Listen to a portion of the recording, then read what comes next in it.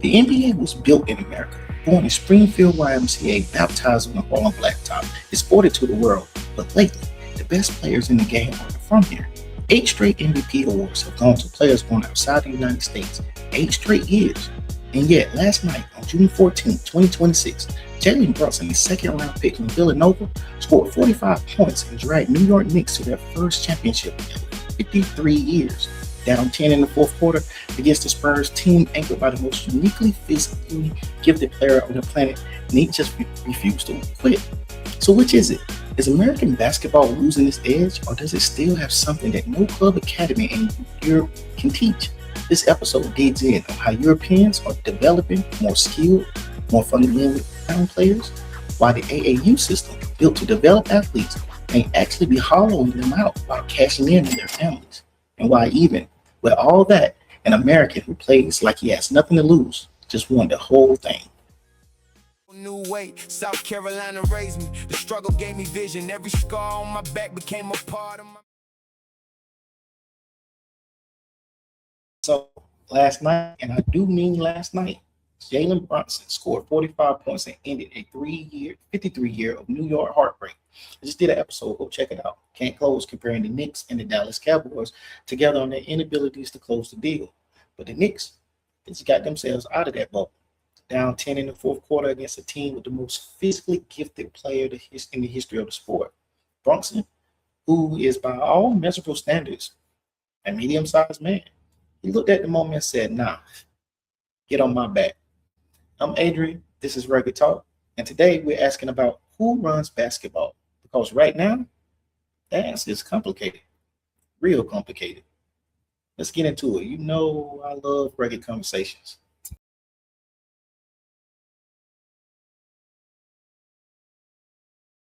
Let me give you a number. Americans won 59 of the first 63 NBA MVP awards. 59. This is our thing. This is our sport. We invented it, we dominated it, and we exported it to the world like democracy and fast food. And then something changed. In 2019, Guinness, born in Greece to Nigerian players, MVP. 2020, guess who? Guinness again. 2021, 2022, takeover-Jokic. Siberian dude looked like an electrician. 2023, Joel Embiid, born in Cameroon, MVP. 2024, guess who? The electrician again, Joker. 2025 and 2026, SGA, Shai G. Alexander. He did it the Drake way, back to back. Speaking of Drake, SGA is Canadian, but he went to school here in the States for 1 year before going to the NBA and becoming one of the most efficient scorers in NBA history. The last American to even make the top 3 MVP voting was Steph in the Kitchen Curry. That's in 2021. And the last American to win MVP was James Harden in 2018. It's a long time. 8 consecutive years that we built in the league we built, run by players who learned basketball in Belgrade or Paris or Kinshasa or something. And before you get all patriotically mad, it's not a fluke. There's a reason for this, and it starts with how they actually develop players up there.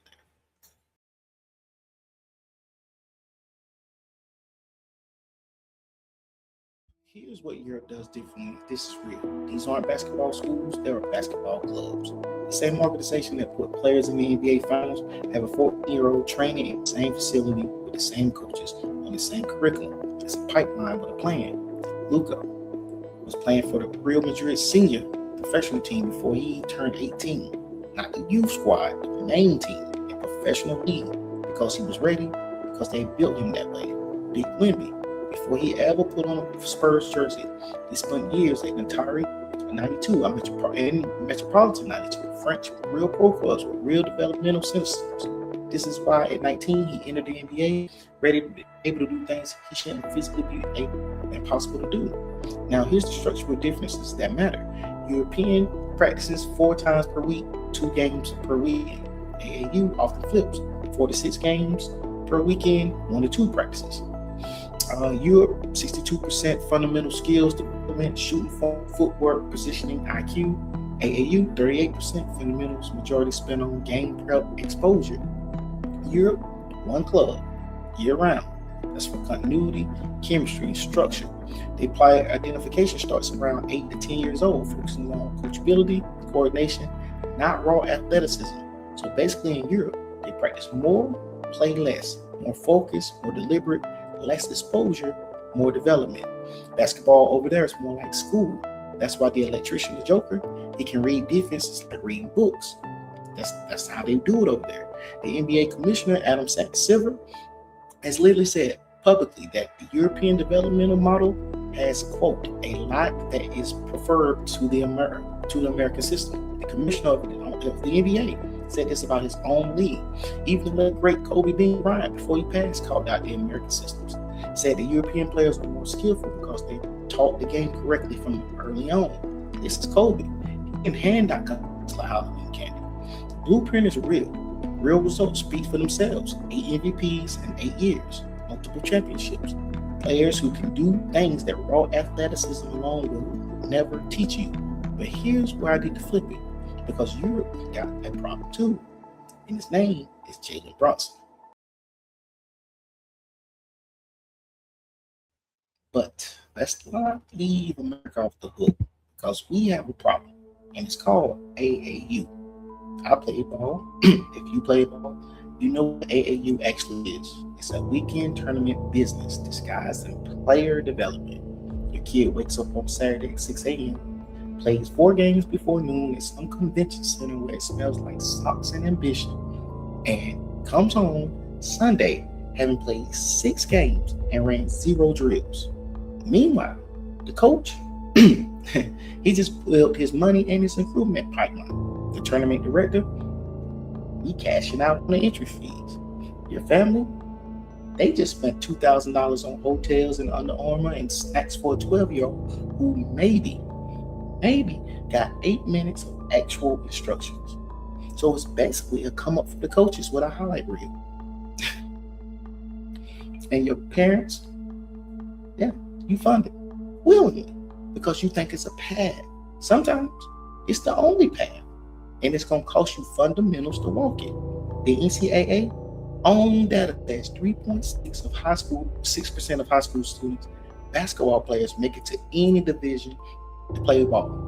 1% make it to D1. But AAU tournaments are recruiting 8-year-olds like college basketball coaches are in the stands watching. They're not. Nobody's in there watching your son at 8 years old. They're in there for business. And what get lost is the work, the footwork, the handles, the post moves, the ability to run a play. AAU produces incredible athletes who can jump out the gym, got the ball handles, but they can't run a high-low to save their life. And that's why every time a European player takes over a basketball game with shooting touch and a basketball IQ, we immediately say, well, he's just more fundamentally sound. Well, we're right, but we never ask why we got there.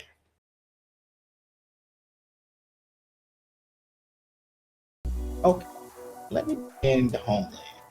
Jalen Brunson, 2nd-round pick, 6'5", a physical specimen that makes scouts lose their mind. His dad, Rick Brunson, he's literally an assistant coach on the same team. And last night, their son went out and tied Michael Jordan's record for the most points in the final clinching a game on the road, 45 points. These Jokers were down 10 in the 4th quarter. Every single win in this finals, New York came back from double digits. Every single one. They was down 29 points in game 4. The Knicks, who haven't won since 1973, somehow found a way to make every important game look like a near-death experience. And then win. Find a way. That's not a scheme. That's not a development system. That right there, that's competitive will. That is something that gets forged in conditions that aren't comfortable. Not to say that Europeans don't play competitive ball. Real Madrid, yeah, that's not a soft league, but the texture to American competition is different. See, the playgrounds doesn't have a referee.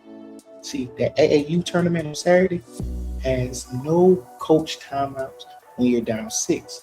The high school in New York, Atlanta, Newark, that's its own kind of classroom. That's why I say that Europe will make you skilled, but America gives you the heart. And here's the tip. beat Wemby after losing the finals last night, said, and I'm reading this directly, this is the biggest lesson of my life, the biggest learning moment. He's 20 years old. He's one of the most talented players on earth. And he just got his ass handed to him by a medium-sized man from New Jersey who just simply refused to stop competing. The blueprint is real. The grit is also real. And right now, the NBA needs both.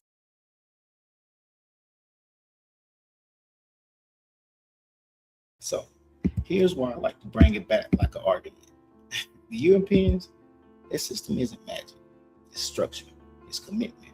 It's the coaches who prioritize development over win-loss records for 12-year-olds. The organizations that treat youth players like long-term investments instead of short-term products.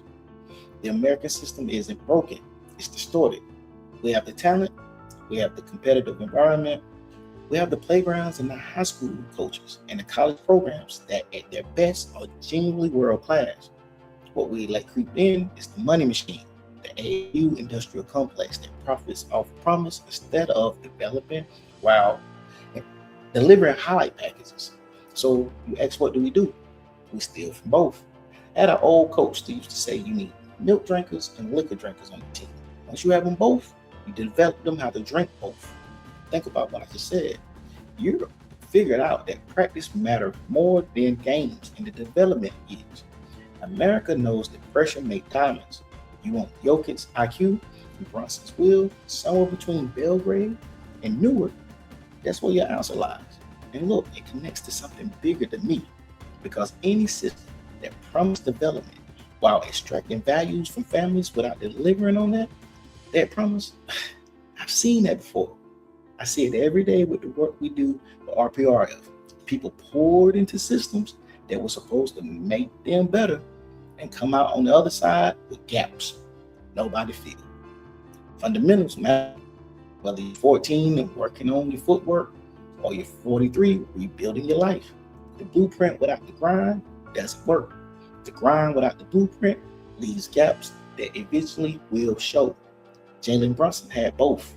A basketball dad who was his first coach in a competitive environment that forced something inside of him that couldn't be replicated.